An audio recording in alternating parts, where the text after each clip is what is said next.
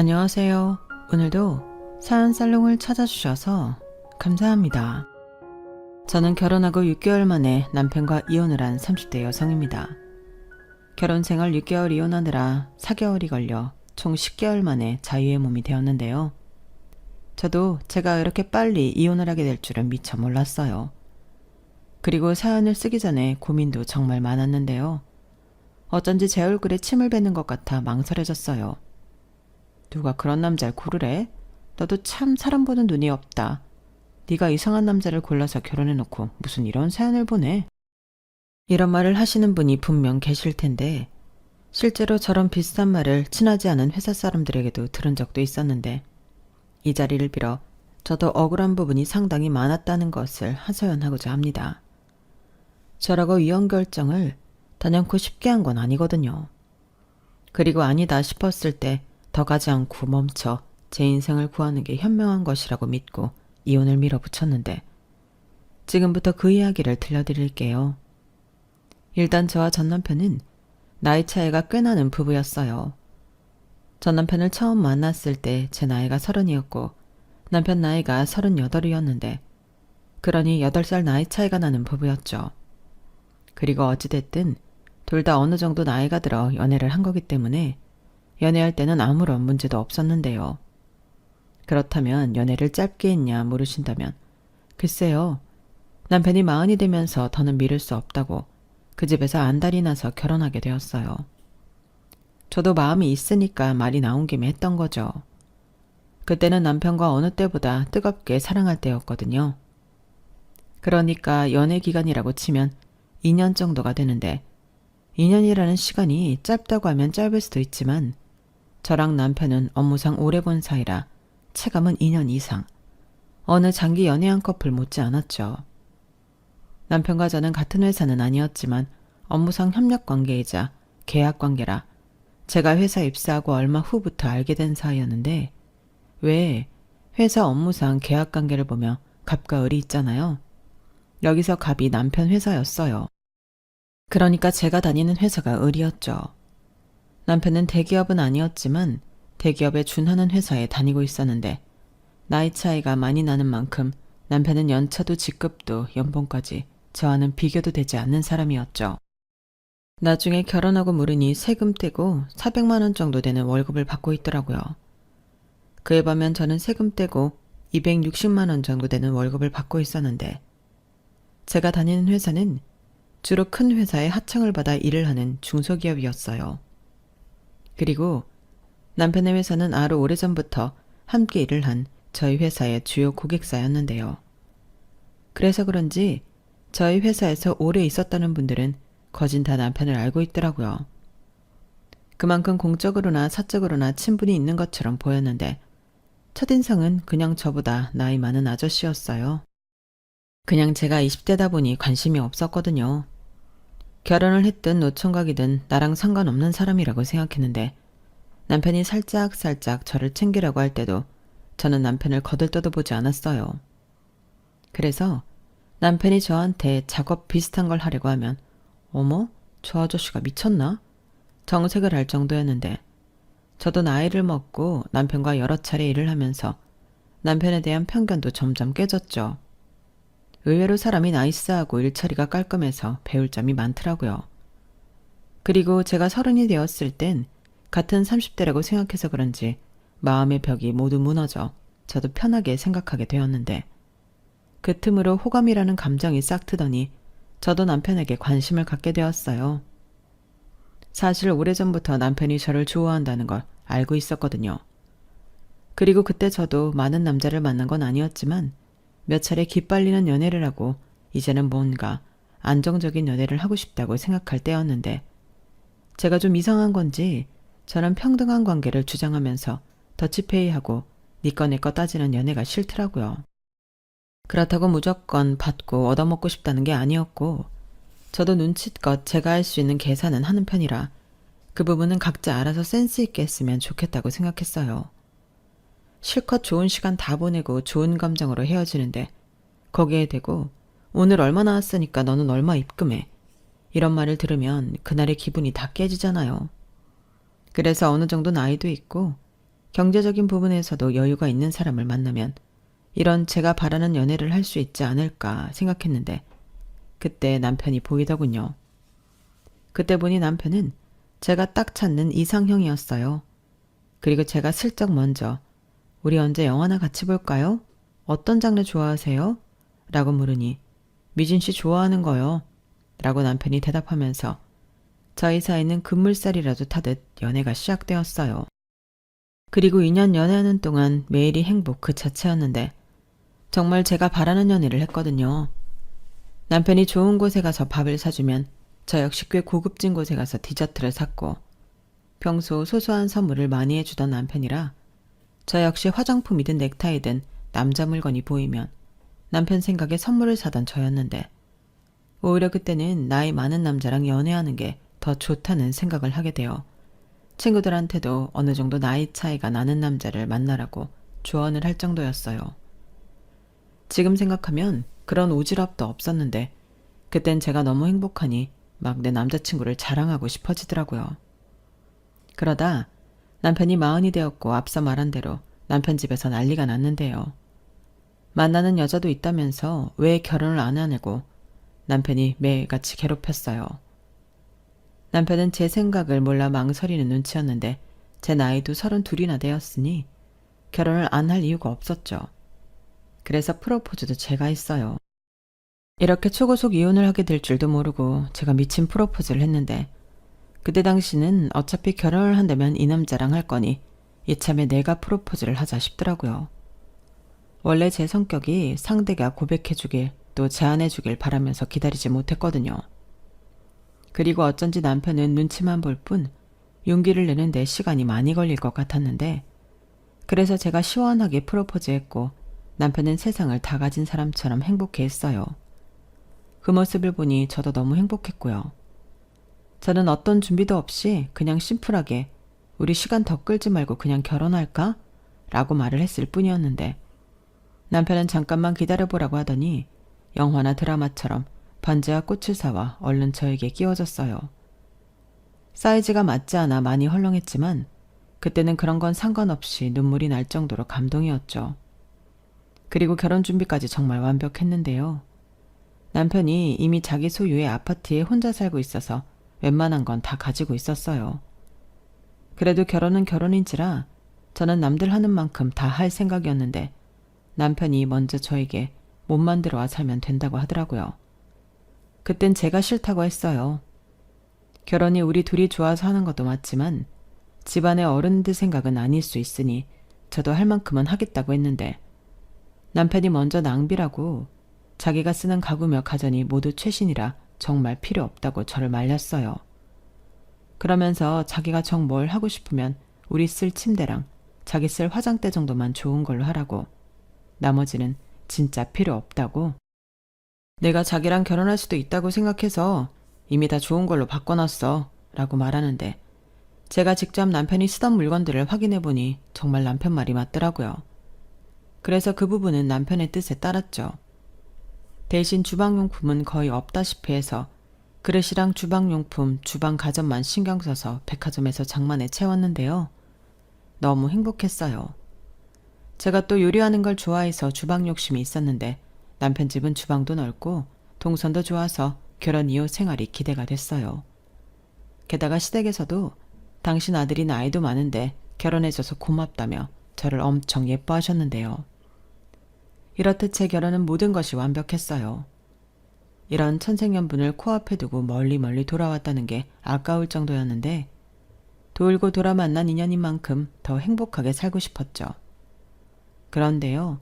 정말이지 누구 말처럼 결혼과 현실은 다르다고 결혼하고 얼마 지나지도 않아 생각하지도 않았던 문제가 발생했는데 어이없게도 저는 돈 문제 때문에 골치가 아팠어요. 보통 결혼을 했으면 돈 관리는 어떻게 할지 부부가 상의하잖아요. 그런데 남편은 돈 관리는 하던 대로 각자 하는 게 좋을 것 같다고 하더라고요.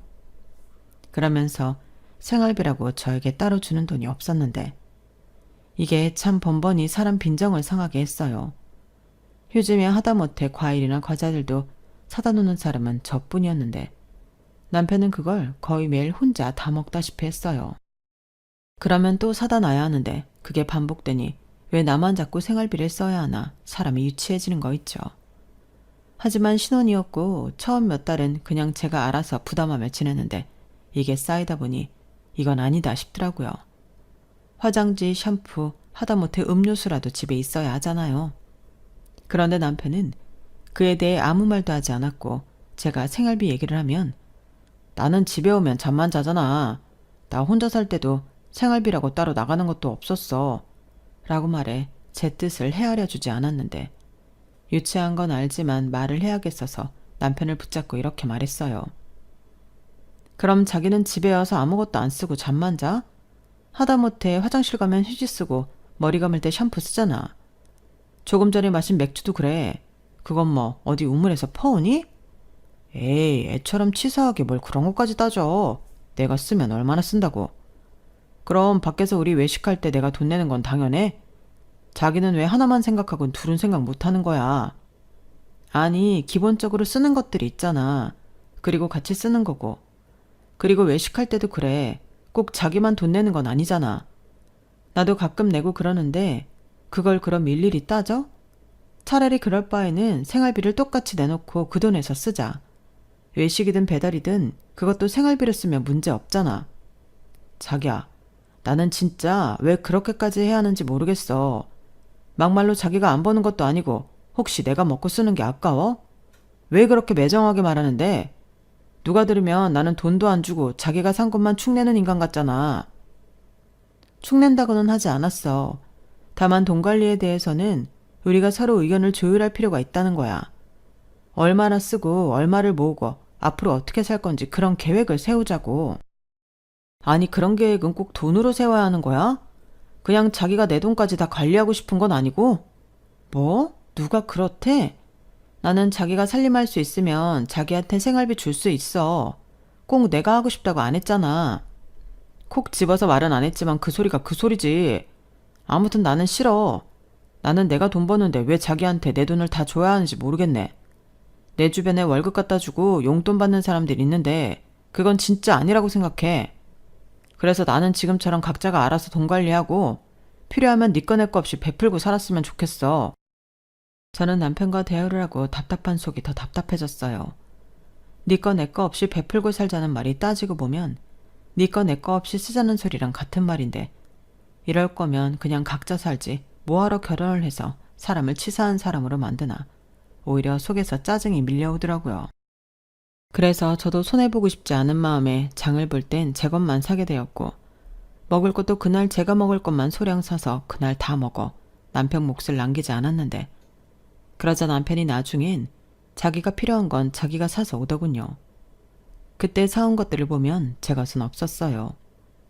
그냥 딱 봐도 네가 그렇게 하면 나도 똑같이 하겠다는 것으로 보였는데 이상하게 제가 더 약이 오르더군요. 그러고 결혼하고 한 달이 넘었을 때 남편이 먼저 자기가 관리비 20만 원을 냈다며 저도 남은 도시가스랑 인터넷 요금을 내라고 했는데 그렇게 남편은 저희 공동생활비 중에 관리비 20만 원만 자기가 부담하고 나머지는 저에게 미룬 거였어요. 그리고 지금 생각해보면 관리비도 이미 자동 이체가 되어 있어 자기가 냈지 지루로 나오는 거였으면 모른 척하고 지냈을 것 같은데 아니 자기 혼자 살 때도 자기가 내던 걸 왜 저랑 같이 산다고 저에게 미루는 건지 사소하지만 저는 화가 났어요. 제가 결혼을 했지 집을 빌린 게 아니잖아요. 굳이 둘이 살면서 이 돈을 다 제가 부담할 거였으면 그냥 혼자 살지 제가 왜 그 집에 살아야 할까요?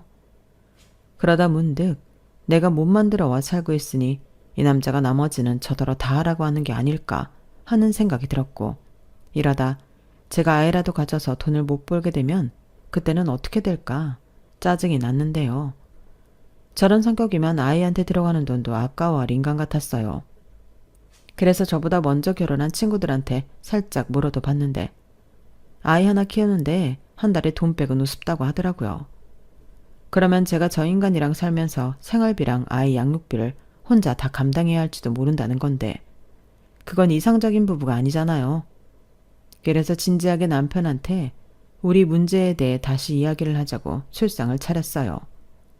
이 부분이 해결이 되지 않으면 한 침대 쓰는 룸메이트일 뿐 우리는 미래를 함께하긴 어려울 것 같다고 생각했는데요. 그때까진 대화로 이 문제를 해결할 수 있을 거라고 생각했어요. 자기야, 내가 진짜 고민을 많이 했는데 우리가 앞으로 같이 살면 좀 더 체계적으로 돈 관리도 하고 미래에 대해 준비를 해야 하지 않아? 우리 아이는 안 가질 거야? 아이? 그야 생기면 좋지. 그리고 그게 돈이랑 무슨 상관이야? 아이 하나 키우는데 지금 얼마나 드는지 알아? 그리고 내가 임신하고 아이를 낳는다고 생각해봐. 그럼 내가 지금처럼은 못 벌 텐데 그때도 나더러 공과금이랑 생활비 쓰라고 하려고? 난 또 무슨 얘기를 하나 했더니 아직도 생활비 얘기야? 자기는 왜 그렇게 내 돈에 집착해? 막말로 지금이 편하지 않아? 적당히 각자 쓰고 각자 모으면서 사는 거지. 우리가 이사 걱정이 있어 뭐가 있어. 아이 낳으면 부모니까 자기랑 내가 반반씩 양육비 부담하면 되지. 뭐? 나는 수입이 줄고 아이 때문에 더 많이 고생할 텐데 그때도 나더러 양육비를 부담하라고? 이건 진짜 너무하지 않아? 너무한다고? 뭐가 너무해. 자기가 아이 육아하는 만큼 나도 밖에서 일할 건데. 나는 가사노동도 중요하지만 내가 일하는 것도 자기가 존중해야 한다고 봐. 그럼 뭐 나는 밖에서 일하고 자기랑 똑같이 육아도 해? 아니 내 말은 각자 돈 관리하면 이런 문제도 있다는 거야. 내가 육아하느라 돈을 벌 수 없는데 양육비까지 반을 내야 한다면 나는 어쩌라고. 그럼 우리는 아이를 갖지 않는 게 맞지. 그래서 이런 문제를 확실하게 하자고. 우리가 지금 룸메이트랑 뭐가 달라? 다르지. 나는 그냥 각자 수입에 대해 터치하지 말자는 것뿐인데. 아이 문제도 그래. 그때 가서 애로사항이 있으면 그때 가서 수정하면 될 일을 왜 벌써부터 결정을 해야 하는 거야? 자기야, 나도 결혼을 안 했다면 이런 고민 안 했지. 우리가 매일 저녁을 집에 와서 해먹지 않는다고 하지만 냉장고에 계란 같은 것들이 있어야 하는 거고 나는 이런 비용을 똑같이 생활비를 내놓고 쓰자는 건데 그게 그렇게 어려워? 내가 자기더러 월급 통장을 내놓으라는 게 아니잖아. 살림을 하는데 곤란하다고. 지금처럼 치사하게 내 것만 사서 쓰는 것도 솔직히 싫어. 나는 장 봐서 음식도 만들어 자기랑 맛있게 먹고 싶단 말이야. 다른 집들도 이렇게 하는 집이 없어. 저는 신혼 초부터 이런 걸로 고민해야 하는 것이 싫다며 남편한테 호소하듯 말했어요. 그러자 남편은 아무 말도 하지 않고 묵묵히 듣더니 그럼 자기가 매월 50만 원씩 주면 되겠냐고 했고 저는 솔직히 그게 넉넉하지 않을 것 같지만 남편이 50만 원, 제가 50만 원 해서 100만 원으로 생활을 해볼 생각이었는데요. 다음 날 남편이 생각지도 못한 체크카드 한 장을 줬어요. 여기 체크카드에 내가 매월 50만 원씩 넣어놓을게. 생활비 명목이는 만큼 이 계좌에 관리비도 나가게 자동이체 걸어놨고 자기가 나머지는 생활비로 써. 어? 그럼 관리비 20만 원 빼면 30만 원으로 생활을 하라고? 왜? 반반씩 하는 거고 나머지는 자기가 내면 되는 거잖아. 저는 그렇게 남편이 주는 카드를 황당하게 받았고 그 뒤로 체크카드를 긁으면 남편한테 결제 문자가 갔는데 그러면 바로바로 전화가 걸려왔어요. 왜 그걸 샀는지 꼬박꼬박 물어보더라고요. 그러고는 자기는 자기 돈이 어디서 어떻게 어떤 목적으로 쓰였는지 알아야 한다며 저에게 50만 원, 아니 30만 원에 대한 가계부를 써서 자기한테 검사를 받으라고까지 했는데 그땐 진짜 머리 끝까지 열불이 치솟았어요. 30만 원도 아니고 꼴랑 30만 원을 가계부를 써서 검사를 받으라니 그냥 더럽고 치사해서 안 쓰고 만다고 생각했는데 그래서 그냥 그 체크카드를 안 썼어요. 그러자 자기 카드를 왜 안 쓰냐고 실실 웃으며 물어보는데 그냥 그 체크카드 그 웃는 얼굴에 던져버렸네요. 자기 같으면 더럽고 치사해서 그 카드 쓰겠냐? 어차피 문자도 다 가는데 그걸 또 가계부를 써서 검사까지 받으라고? 됐어, 안 쓰고 말지. 아니 왜 이렇게 화를 내? 그럼 남의 돈을 쓰면서 어디에 썼는지 알려주는 게 맞는 거 아니야? 뭐? 남의 돈? 따지고 보면 그렇잖아. 그럼 나는 돈만 주고 그 돈이 자기 유흥비로 쓰였는지 꾸민비에 쓰였는지 모르고 있으라고? 지난번에 자기 빵집에서 카드 긁었는데 집에 빵 없던 적도 있었잖아. 난 그 빵 구경도 못했는데? 진짜 세상에 이런 인간도 있나요? 저는 내가 연애할 때 모든 것이 완벽하다고 생각했던 남자가 이 남자가 맞나 소름이 끼쳤어요. 게다가 연애할 때는 단 한 번도 싸우지 않고 전부 저에게 맞추던 인간이었는데 결혼하고 이딴 식으로 쪼잔하게 굴다니 완전 속은 기분까지 들었는데요. 남들은 한참 깨복고 행복할 줄 아는 신혼이었는데 저는 진심 결혼이 후회스러웠어요. 괜히 이 인간이 내가 정말 자기 집에 못 만들어 왔다고 생각하고 함부로 하는 건가? 별 생각이 다 들었고 점점 더 룸메이트처럼 너는 너 나는 나 하며 생활하게 되었는데 남편은 제가 자기 돈을 모두 뺏고 싶어 심통이 났다고 생각하는 눈치라 더 싫어지더라고요. 제가 남편보다 벌이가 많진 않아도 남편 돈이 없다고 죽는 건 아니었거든요. 저는 그저 결혼했으니 생활비는 얼마 쓰고 적금이나 재테크는 어떻게 할 건지 상의해서 같이 살림을 꾸려가고 싶었을 뿐인데 남편이 저를 아주 속물처럼 보는 것 같아 나중엔 자존심 많이 상했어요. 그리고 함께하는 게 아닌 각자 주장을 하는 사람과 아이를 낳고 노인이 될 때까지 함께한다고 생각하니 이건 아니라는 생각이 바로 들었는데요. 애석하게도 혼인신고를 결혼식하고 바로 해버린 저였지만 남들이 어떻게 생각하든 저는 잘못된 선택을 바로잡기로 마음먹었죠. 네, 이혼을 결심했어요. 사실 경솔하게 결정한 것도 아니고 그동안 나름의 노력을 많이 했으니까 안 되는 건 안 되는 거라고 포기하게 되었는데 원래 그렇게 생긴 인간인 걸 제가 못 알아봤다고 생각하니 한결 마음이 편해지더군요. 게다가 저는 남편이 살던 집에 몸만 들어왔으니 그냥 저 한 몸 훌훌 털고 나가면 그만이라고 생각했는데 제가 결혼 생활을 포기하니 싸울 일도 없었고 남편은 이제 협의점을 찾았다는 듯 홀가분해했어요. 그도 그럴 게 남편은 제가 던진 체크카드도 다시 챙겨갔으니 자기가 원하는 대로 되었다고 생각했겠죠. 하지만 그러는 사이 저는 여기저기 이혼에 관해 물어보고 또 알아보고 있었고 법원에 가서 협의 이혼 서류까지 받아와 작성했는데요. 다 작성한 이혼 서류를 식탁에 올려놓고 제 짐만 싸서 친정으로 가니 그제야 숨이 쉬어지는 것 같았어요. 물론 진짜 이혼은 시작에 불과했지만 일단 그 집에서 나왔다는 것만으로도 살 것 같았죠.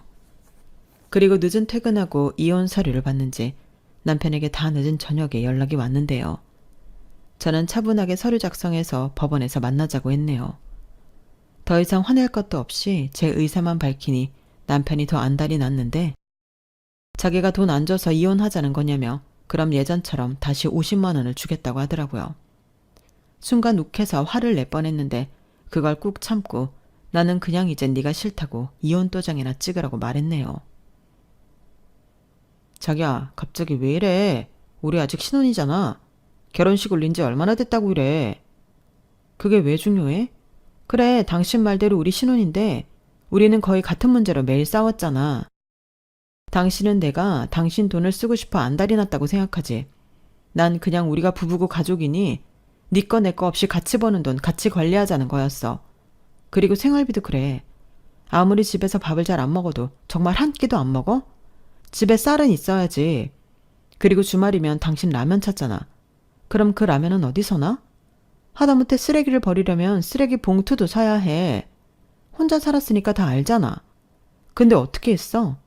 생활비, 그러니까 관리비 20만 원 내면 땡이라고 생각했지?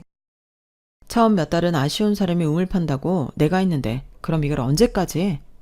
그래서 내가 체크카드 줬잖아. 체크카드? 그래, 말 잘했다. 그 온전한 50만 원도 아니고 그 관리비 뺀 30만 원 당신한테 보고하라고 그렇게 쓰라고 준 체크카드 당신 같으면 쓰겠니? 당신은 내가 사둬둔 맥주며 과자며 보고하고 먹었어? 됐고 나는 더 이상 구질구질하게 이런 얘기 하고 싶지 않으니까 이혼해. 자기야, 이혼이라니. 그래, 내가 다 잘못했어. 아무리 그래도 어떻게 혼인신고서에 잉크도 안 말랐는데 어떻게 이혼을 하냐? 내가 자기 원하는 대로 해줄 테니까 이제 그만 화 풀어. 내가 지금 데리러 갈까? 오기만 해. 그리고 당신 오면 온전히 못 나가. 내가 벌써 우리 엄마 아빠한테 다 얘기했거든. 우리 아빠는 무슨 그런 쪼잔한 놈이 다 있냐고 화가 잔뜩 났는데 용기 있으면 와봐. 남편은 제가 정말로 자기랑 이혼할 것 같으니 그제야 쫄아서 빌기 시작했어요. 그러게 사람이 좋게 얘기할 때 좀 들어줄 것이지. 이제 와서 원하는 대로 다 해준다고 하니 저는 더 열받더라고요. 그리고 무엇보다 이젠 오만정이 떨어져 한시도 같이 있고 싶지 않았는데요.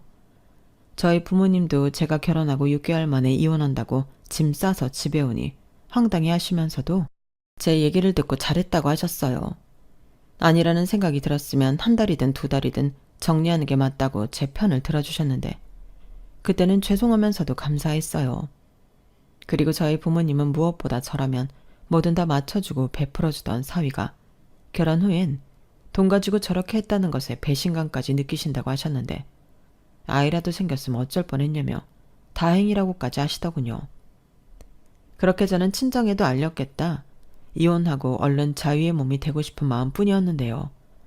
며칠 뒤 시어머니가 연락을 하셨어요. 나다. 얘기는 대충 들었는데 너는 뭘 그런 일로 이혼까지 하자고 그러니? 걔가 워낙 혼자 오래 살아서 그래. 그냥 네가 원하는 액수 얘기해서 생활비 내놓으라고 하고 그냥 살아라. 들어보니 별것도 없던데 너는 왜 그렇게 애를 키우니? 어머니, 저는요 결혼 후에도 따로 국밥처럼 네 거 내 거 따지는 사람이랑은 미래를 같이 할 수 없어요. 지금이야 저도 똑같이 벌고 있지만 사람 일은 모르잖아요.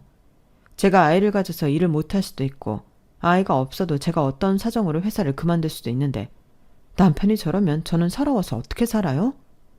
부부라는 게 서로 보듬고 같은 목표를 향해 노력하는 거 아니에요? 그런데 남편은 그런 생각을 가진 사람이 아니었어요. 아, 원래 남자들이 그렇다. 특히 자기 혼자 오래 살았으니 우리 아들은 더하지. 그러지 말고 우리 아들이 이제 너한테 맞춘다고 하니 그냥 한 번만 넘어가라. 원래 결혼이라는 게 사내만이 하면서 치지고 볶고 백년해로 하는 거야. 글쎄요.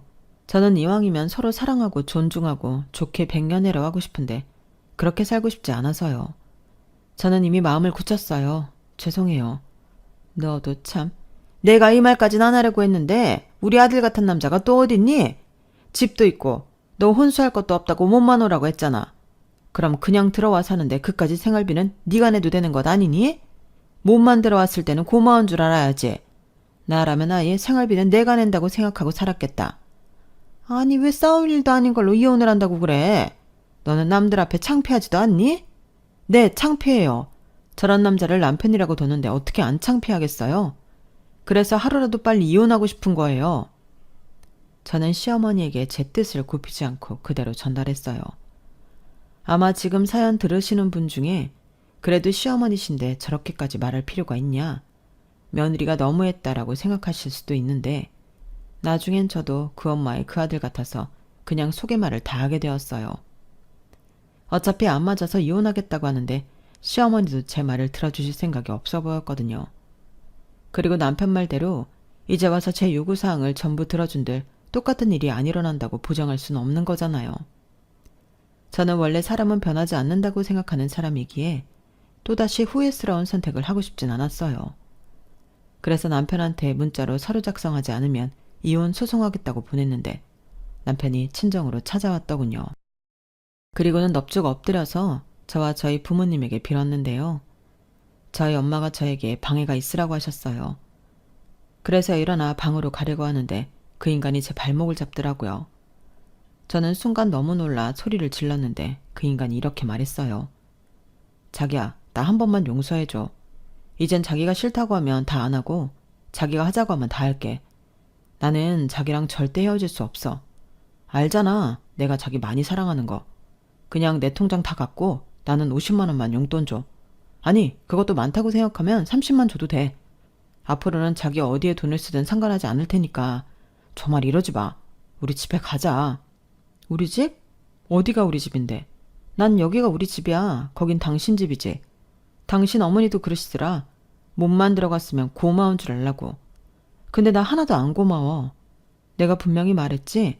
남들 하는 만큼 나도 혼수해 간다고. 근데 당신이 필요 없다고 했잖아. 근데 이제 와서 그걸 감사하게 생각하고 나더러 생활비를 혼자 감당하라고? 내가 왜? 그래, 내 딸이 왜 그래야 하나?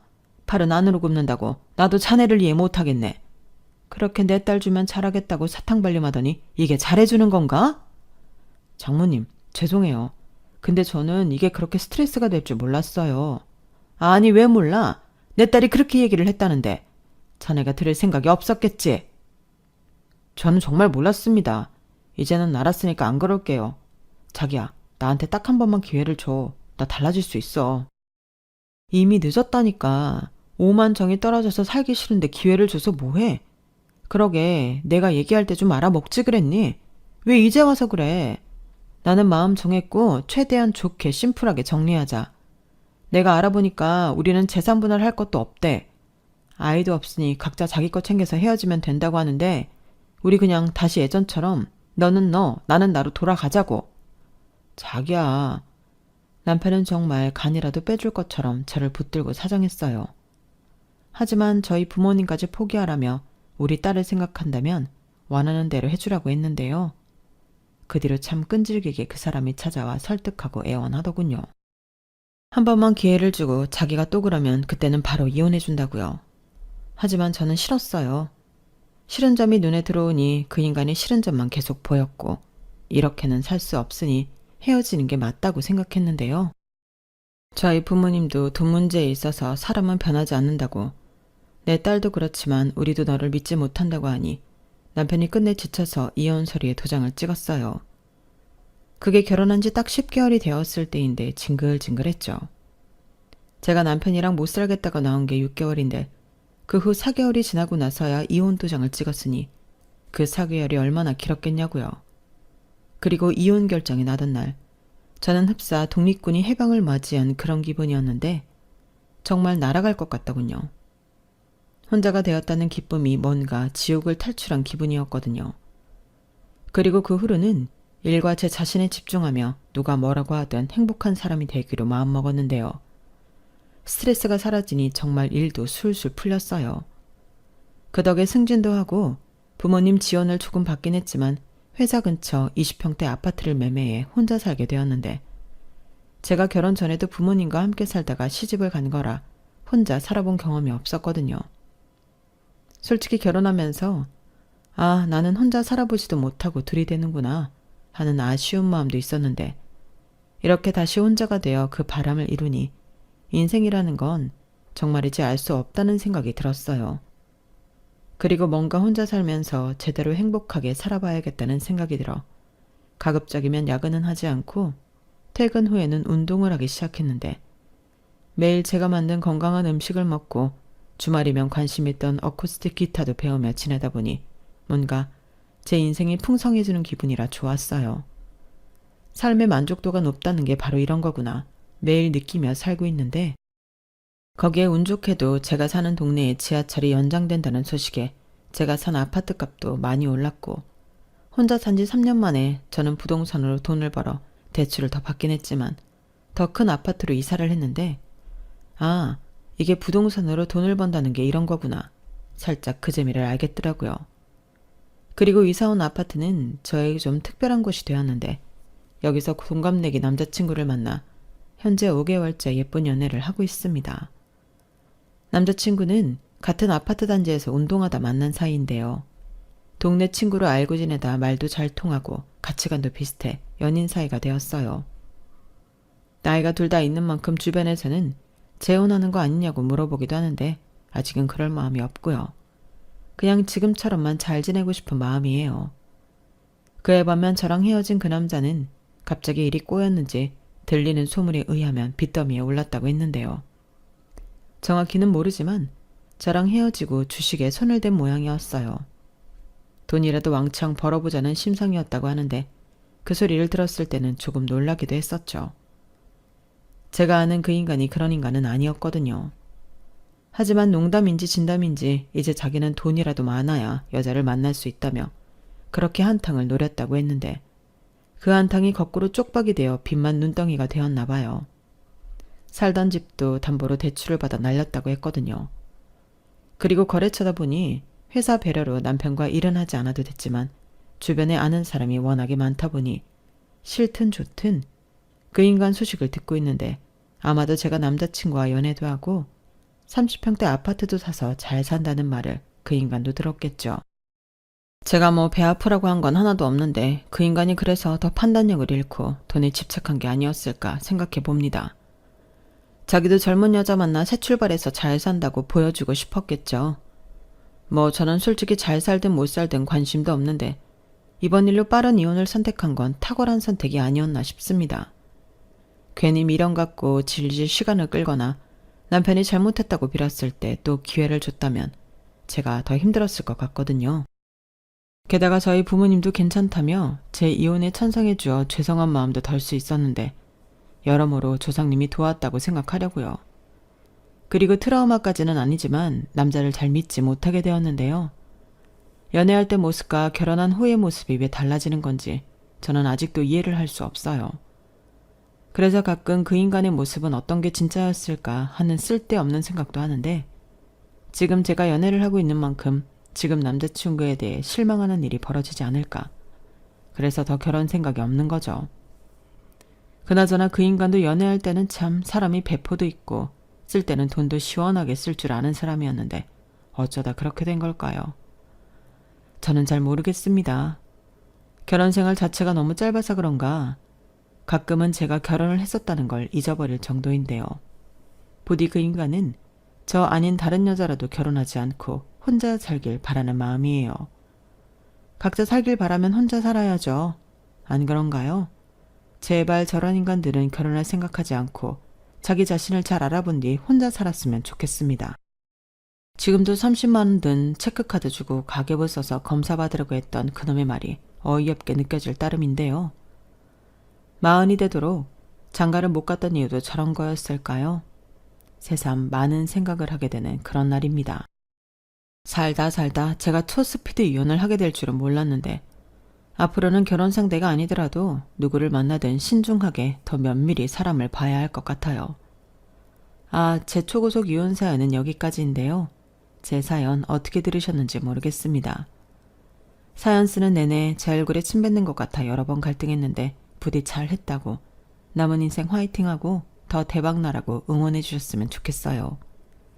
그리고 다시는 같은 실수는 하지 않겠다는 강한 의지를 다지며 지금까지 제 사연 들어주신 모든 분께 감사하다는 말을 전하고 싶은데요.